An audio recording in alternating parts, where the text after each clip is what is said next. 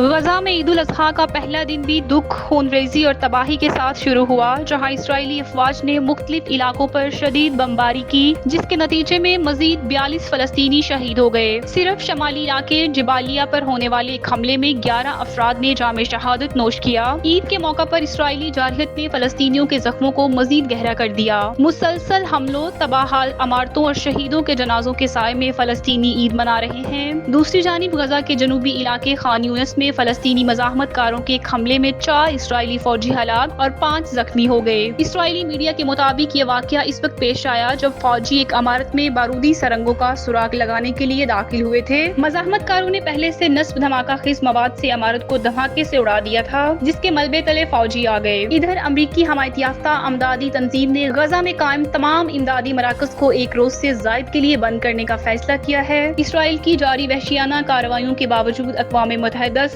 فلسطینی عوام کے لیے ایک اہم پیش رفت سامنے آئی ہے۔ اقوام متحدہ کے ادارے انٹرنیشنل لیبر آرگنائزیشن نے فلسطین کو مبصر ریاست کا درجہ دے دیا ہے، جو ایک علامتی مگر اہم بین الاقوامی اعتراف ہے۔ اعداد و شمار کے مطابق اسرائیلی جارحیت کے نتیجے میں اب تک غزہ میں کم از کم 54,677 فلسطینی شہید اور 1,25,000 سے زائد زخمی ہو چکے ہیں۔ ان اعداد و شمار نے انسانی حقوق کے عالمی اداروں اور عالمی ضمیر کو جھنجھوڑ کر رکھ دیا ہے۔ تاہم اسرائیل کی جارحیت میں کوئی کمی نہیں آئی۔ فلسطینیوں کی استقامت، قربانیاں اور عالمی سطح پر ان کے حقوق کی حمایت کا سلسلہ جاری ہے، مگر اسرائیلی ریاستی جبر بھی اپنی انتہا کو پہنچ چکا ہے، جس پر دنیا بھر میں غم و غصے کا اظہار کیا جا رہا ہے۔